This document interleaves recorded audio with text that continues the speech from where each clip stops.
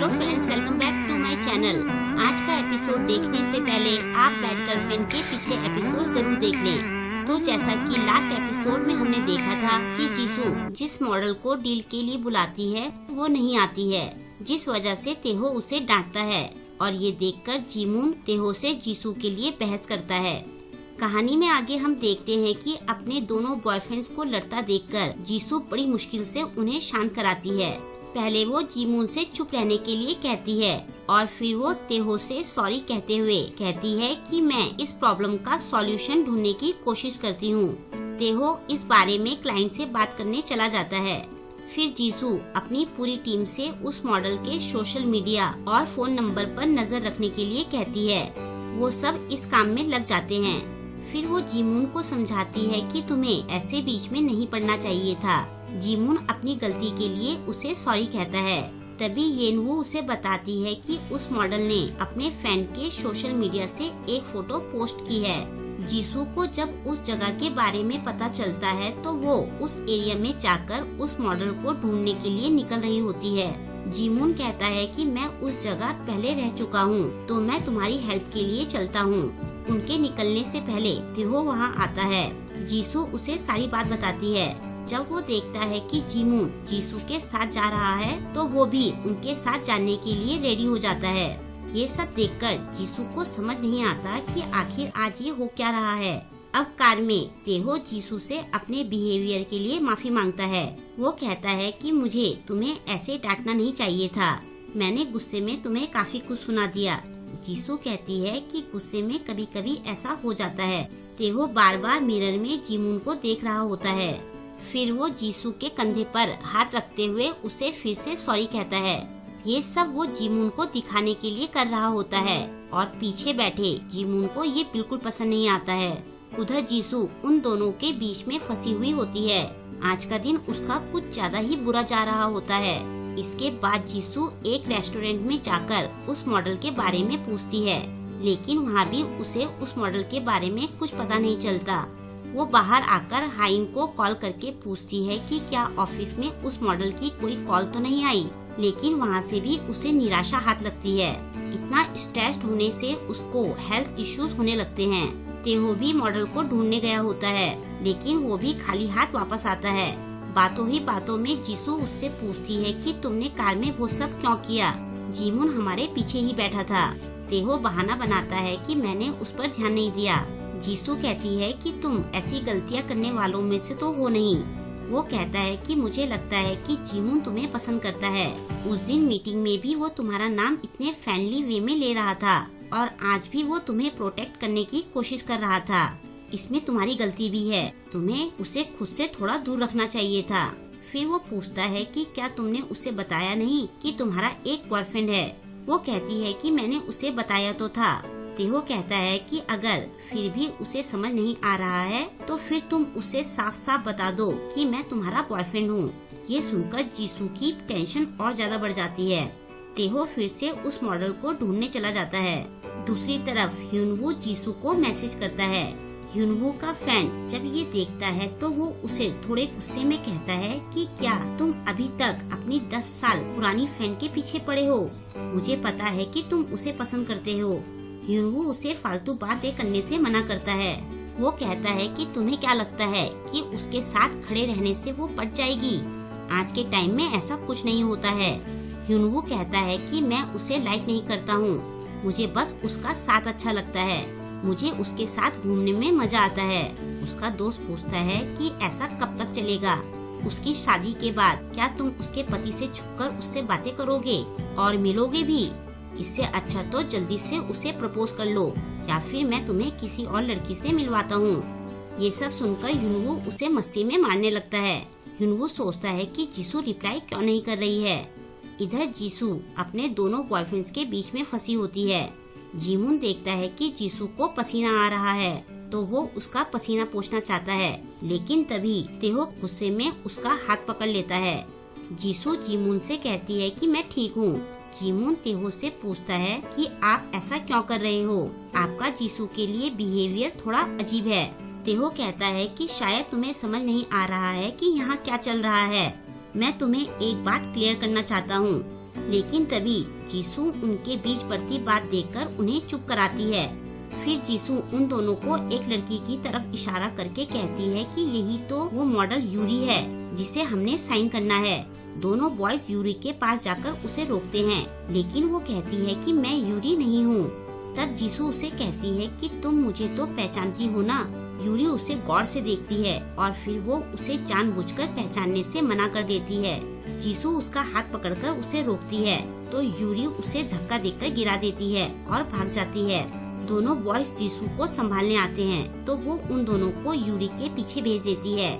बाद में वो लोग यूरी के साथ रेस्टोरेंट में बैठकर उससे सारी बातें पूछते हैं। उन्हें पता चलता है कि यूरी एक साथ दो लड़कों को डेट कर रही थी और वो उन दोनों को एक साथ संभाल नहीं पाई, इसलिए वो सबसे भाग रही थी। यूरी को ऐसे लापरवाह देखकर तेहो का मूड खराब हो जाता है। वो कहता है कि क्या तुमने कभी ये सोचा है कि तुम्हारी वजह से औरों को कितनी तकलीफ हो सकती है। वो कहती है कि मुझे ये पता है, लेकिन इन सब की वजह से मैं काम पर फोकस नहीं कर पा रही थी। तेहो कहता है अगर तुमने गलती की है तो तुम्हें उसकी रिस्पॉन्सिबिलिटी भी लेनी चाहिए। जीसू तेहो को गुस्सा करने से मना करती है। यूरी कहती है कि मेरे लिए ये सब मुश्किल हो गया था। मैं अपने काम को लेकर डेडिकेटेड हूँ, लेकिन दो बॉयफ्रेंड रखने की वजह से मेरी परेशानी बढ़ती गई और मुझे लगा कि ये सब छोड़कर भागना ही ठीक रहेगा। मेरा काम में भी मन नहीं लग रहा था। जीसू को यूरी और अपनी प्रॉब्लम सेम लग रही होती है। जीमुन पूछता है कि तुमने दो लड़कों को एक साथ डेट क्यों किया? तुम्हें कभी लगा नहीं कि तुम पकड़ी जाओगी? वो कहती है कि मुझे वो दोनों ही पसंद है। मैंने अपनी मर्जी से उन दोनों को एक साथ डेट किया, लेकिन फिर भी मैं खुश नहीं थी। शायद ये सब इसलिए था क्योंकि मुझे हमेशा कुछ न कुछ छुपाना पड़ता था। जीसू सोचती है कि ये तो सारी मेरी स्टोरी लग रही है। अब यूरी के जाने के बाद वो तीनों ड्रिंक करने बैठे होते हैं।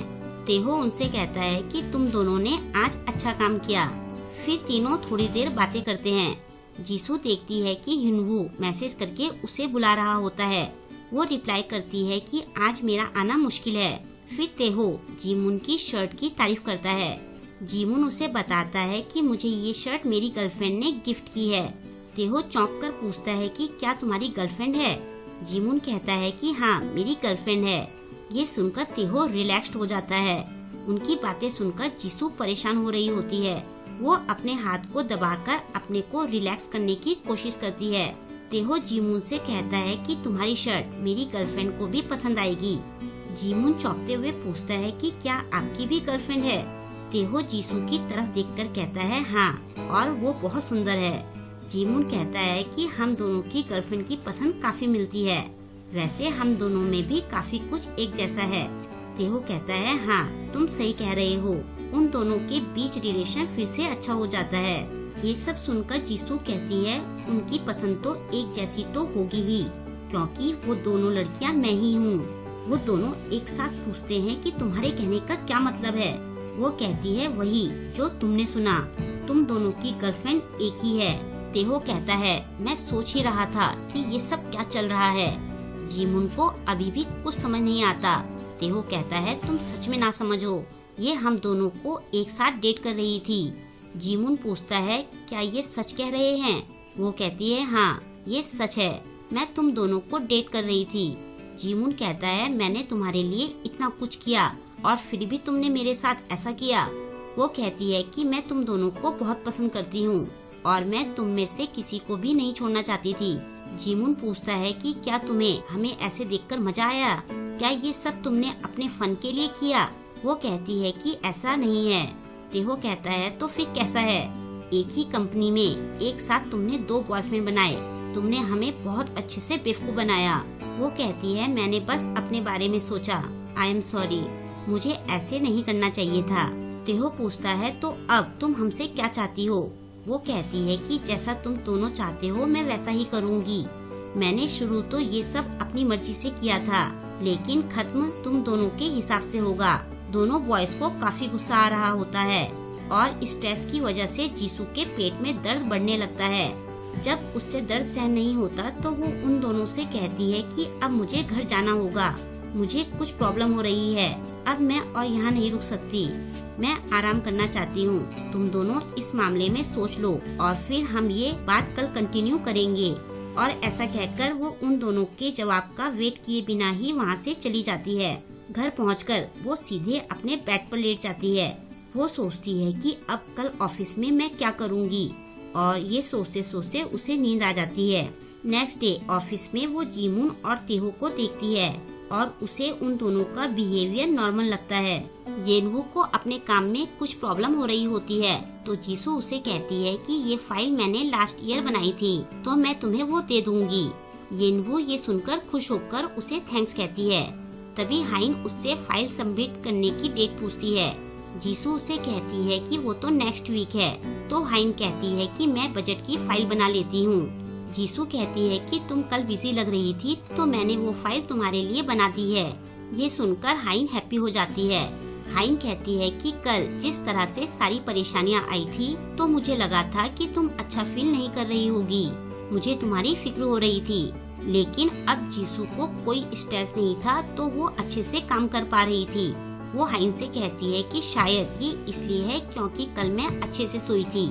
ये सुनकर जीमून और तेहो दोनों उसे घूरकर देखते हैं। फिर तेहो वूसियोक से कुछ पूछता है तो जीसू बीच में उसकी बात का जवाब दे देती है। ये सुनकर तेहो उसे डांटते हुए कहता है कि क्या मैंने तुमसे ये पूछा। वो चुप खड़ी रहती है।